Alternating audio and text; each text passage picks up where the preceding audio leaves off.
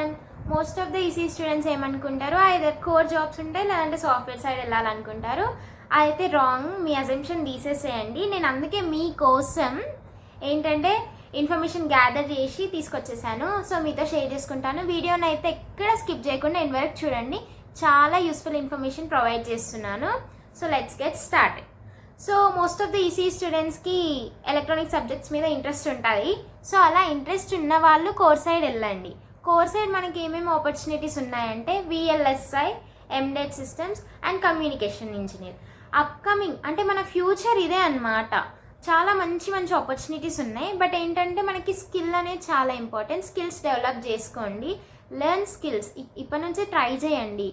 Either మీరు BTech complete చేసున్నా ఆర్ఎల్స్ ఇప్పుడే బీటెక్ అయినా కానీ ఈసీ స్టూడెంట్ అయి ఉంటే మాత్రం వీటి మీద వర్క్ చేయండి. అంటే లెర్న్ ద స్కిల్స్. అయితే నేను ఏం రిక్వైర్డ్ స్కిల్స్ ఉన్నాయో నేను మీతో చెప్తాను, అవైతే నేర్చుకోండి. సో ఫస్ట్ థింగ్ విఎల్ఎస్ఐ కాబట్టి విఎల్ఎస్ఐలో మనకి ఏమేమి స్కిల్స్ అవసరం అంటే సిమాస్ అంటే బేసిక్. సిమాస్ అంటే ఏంటి, సిమాస్ టెక్నాలజీ కోసం తెలిసి ఉండాలి. ఎస్టీఏ అండ్ అసిక్ బేసిక్స్, ఓకేనా. అండ్ మనం విహెచ్డిఎల్ అండ్ వెరిలాగ్ లాంగ్వేజ్ కొంచెం అంటే టోటల్ కాదు, అందులోకి వెళ్ళాక మనం నేర్చుకోవచ్చు. స్టెప్ బై స్టెప్ ప్రాసెస్ ఉంటుంది కాబట్టి విహెచ్డిఎల్ లాంగ్వేజ్ నేర్చుకోండి. ఈ స్కిల్స్ అనేవి మనకి ఇంపార్టెంట్ అనమాట. విఎల్ఎస్ఐలో మన కెరియర్ గ్రోత్ ఉండాలి అనుకుంటే. అండ్ రోల్స్ మనకి ఏమేమి ఉంటాయి ఒకవేళ ఈ స్కిల్స్ అన్ని మనలో ఉంటే అంటే like VLSI design engineer and next thing verification engineer and physical design engineer, ఇవన్నమాట రోల్స్. అండ్ ఏ కంపెనీస్ మనల్ని హైర్ చేసుకునే ఛాన్స్ ఉందంటే ఇంటెల్, ఏఎండి అండ్ ఎన్విడియా. ఈ కంపెనీస్ మనల్ని హైర్ చేసుకుంటాయి. And coming to second, embedded systems అంటే ఎండెడ్లో మనం వెళ్ళాలి అనుకుంటున్నామంటే actually what is the work of embedded? Programming hardware devices. Okay, programming hardware devices. దీనికి మనకి రిక్వైర్డ్ స్కిల్స్ ఏంటి? సి లాంగ్వేజ్ వచ్చి ఉండాలి, ఎండెడ్ సి వచ్చి ఉండాలి, Arduino. And then next microcontrollers అంటే ఏంటో తెలిసి ఉండాలి. You should have idea on microcontrollers, okay. And next thing RTO అంటే ఏంటి తెలిసి ఉండాలి. సో ఈ స్కిల్స్ మీద మనం వర్క్ చేస్తే ఎండెడ్లోకి వెళ్ళొచ్చు. మనకి ఏమేమి రోల్స్ వస్తాయి ఈ స్కిల్స్ ఉంటే మనకనంటే, so let's embedded engineer and IoT engineer కూడా వస్తుంది. ఏ కంపెనీస్ హైర్ చేసుకునే ఛాన్స్ ఉంది అంటే మనల్ని లైక్ మీకు తెలుసా హనీవెల్ లాంటి కంపెనీస్ హైర్ చేసుకునే ఛాన్స్ ఉంది. And coming to the last one, communication engineer. ఈ కమ్యూనికేషన్ ఇంజనీర్లో మనకి రిక్వైర్డ్ స్కిల్స్ ఏంటి అని తెలుసుకునే ముందు యాక్చువల్ కమ్యూనికేషన్ అంటే ఏంటి? నెట్వర్క్. టోటల్ ఈ నెట్వర్క్. నేను మీతో కమ్యూనికేట్ చేస్తున్నా అంటే కూడా దానికి రీజన్ ఏంటి? 5G 4G జనరేషన్స్, ఈ network and signals, satellite communications, ఇవన్నీ comes under what? Communication only. So network, wireless technology ఇవన్నీ అండ్ సిగ్నల్స్ ఆల్సో, ఇవన్నీ కమ్యూనికేషన్ ఇంజనీర్లో ఉంటాయన్నమాట. సో ఇదంతా టెలికామ్ అండ్ వైర్లెస్ టెక్నాలజీ మీద వర్క్ చేస్తుంది కాబట్టి both analog and digital communications కోసం తెలియాలి. We should have idea about them. And next thing signals and networks అంటే తెలియాలి. ఎలాంటి కంపెనీస్ మనల్ని హైర్ చేసుకునే ఛాన్స్ ఉందంటే మీకు తెలుసు కదా, ఆబ్వియస్గా జియో, నోకియా ఇలాంటి కంపెనీస్ మనల్ని హైర్ చేసుకునే ఛాన్స్ ఉంటాయి. సో ఇవి కోర్ జాబ్స్ కోసం అనమాట. సో కోర్ జాబ్స్కి సిజిపిఏ డజంట్ మ్యాటర్. అంటే సిజిపిఏ ఉండాలి ఏంటి, బట్ స్కిల్స్ మ్యాటర్. కోర్ సబ్జెక్ట్స్కి స్కిల్స్ మ్యాటర్. ఇవన్నీ ఈసీ స్టూడెంట్కి తప్ప ఎవరికి రావు. సిఎస్సి వాళ్ళకి, మెకానికల్, సివిల్ వీళ్ళకి జస్ట్ నార్మల్గా టచ్ ఉంటుంది కావచ్చు, కానీ ఇందులోకి వెళ్ళాలంటే మనకే స్కోప్ ఉంది. సో ఇది యూటిలైజ్ చేసుకోవాలనుకుంటే ఎవరికైతే ఎలక్ట్రానిక్స్ మీద స్పెషల్ ఇంట్రెస్ట్ ఉందో వాళ్ళు యూటిలైజ్ చేసుకునే ఛాన్స్.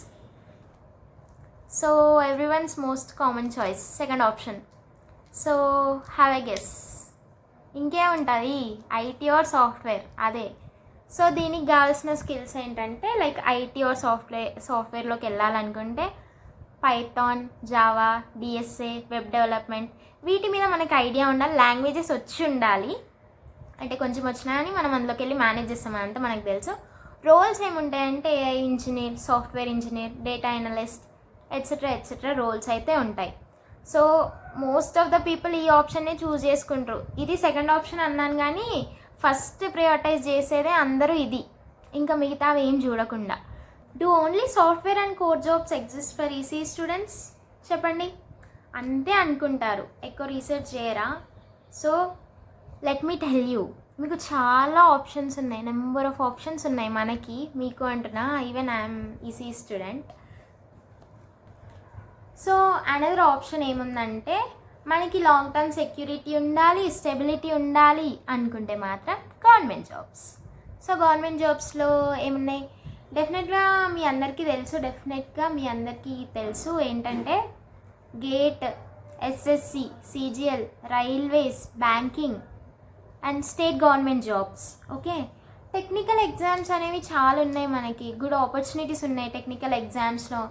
అండ్ దెన్ మనకి పబ్లిక్ సెక్టార్లో కూడా మంచి ఆపర్చునిటీస్ ఉన్నాయి. ఒకవేళ గేట్ రాస్తే అందులో క్వాలిఫై అయితే మనకి స్కోర్ కార్డ్ అనేది 3 years ఎలిజిబిలిటీ ఉంటుంది. మీరు అటెంప్ట్ చేయండి, అట్లీస్ట్ ట్రై చేయండి ఉన్న ఆపర్చునిటీస్ని. జస్ట్ తెలిసినవే కాదు కదా, మనం తెలుసుకోవాలి. నేను కూడా ఇప్పుడు మీతోనే నేర్చుకుంటున్నాను. హోప్ వదులుకోకండి, ఓకేనా? ట్రై చేయండి, అటెంప్ట్ చేయండి. ఓకే, సో పబ్లిక్ సెక్టార్స్లో కూడా మనకి ఛాన్స్ ఉంది, like DRDO, BEL. Public sectors జాబ్స్లో కూడా మనకి చాలా స్కోప్ ఉంటుంది. సో అవి కూడా ట్రై చేయండి. జాబ్ వద్దు, జాబ్ చేయాలని లేదు అనుకుంటే స్పెషలైజేషన్, లైక్ అంటే this depends on your personal interest అనమాట. If you are willing to gain more technical knowledge, you can choose higher studies, MBA, MTech, MS, abroad. So ఇలాంటివి మీరు చూస్ చేసుకోవచ్చు. అండ్ ఎంబీఏ ప్లస్ ప్లేస్మెంట్స్ కూడా మీకు వస్తాయి. ఒకవేళ మీకు అంత టెక్నికల్ నాలెడ్జ్ మీద ఇంట్రెస్ట్ ఉంటే, ఇంకా గెయిన్ చేయాలి, డెప్త్ వెళ్ళాలి అనుకుంటే మాత్రం you can go to higher studies. So ఇక్కడికే అయిపోలేదు. Degree doesn't lock your entire life. చాలా వేస్ ఉన్నాయి, చాలా ఆపర్చునిటీస్ ఉన్నాయి. స్టార్టింగ్ నుంచి అదే చెప్తున్నా, only core jobs, government jobs, software jobs, higher studies ఇంతే కాదు. ఇంకా మనకి ఏం వేస్ ఉన్నాయంటే, ఏవియేషన్కి వెళ్ళొచ్చు, టీచింగ్ ఫీల్డ్లోకి వెళ్ళొచ్చు, బిజినెస్ చేయొచ్చు, కంటెంట్ క్రియేషన్ చేయొచ్చు, ఫ్రీలాన్సింగ్ చేయొచ్చు, ఇలా. సో ఏవియేషన్ చేయాలంటే మనకి CGPA doesn't matter, BTech certificates also doesn't matter, +2 అంటే ఇంటర్ కంప్లీట్ చేసి ఉండాలి. And it depends on height and BMI అంటే బాడీ మాస్ ఇండెక్స్ అనమాట.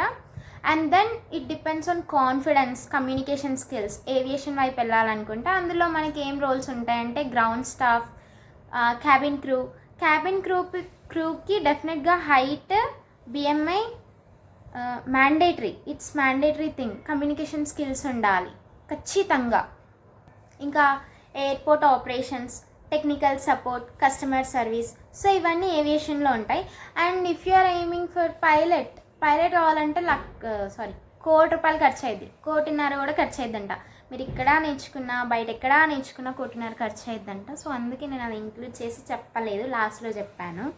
అండ్ టీచింగ్ అంటే ఇట్స్ యువర్ స్పెషల్ ఇంట్రెస్ట్. అంటే మీరు ట్యూటర్గా ఆన్లైన్ క్లాసెస్ చెప్పొచ్చు, లేదంటే ఇలా యూట్యూబ్లో చెప్పొచ్చు, హోమ్ ట్యూటర్ ఉంటాయి అలా, లేదంటే లెక్చరర్గా జాయిన్ అవ్వచ్చు. మీకు ఏదైనా సబ్జెక్ట్ మీద డీప్ నాలెడ్జ్ ఉంటే టీచింగ్ ఫీల్డ్లోకి వెళ్ళొచ్చు. And then freelancing and YouTube content creation.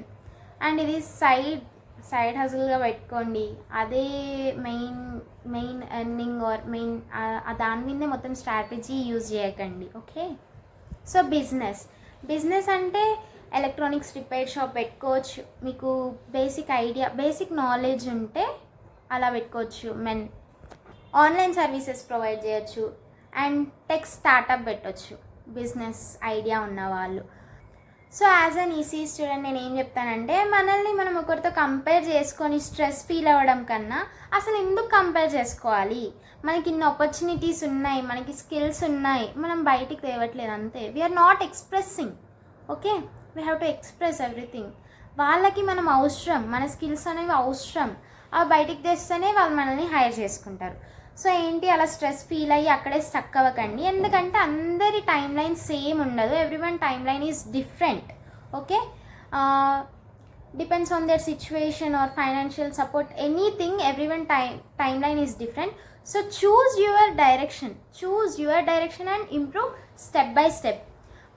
వాళ్ళకంటే ఇంప్రూవ్ అవ్వమని చెప్పట్లేదు, వాళ్ళతో కంపేర్ చేసుకొని ఇంప్రూవ్ అవ్వండి అని చెప్పట్లేదు. నిన్న మీరేంటో రేపు 1 step ఇంప్రూవ్ అవ్వండి.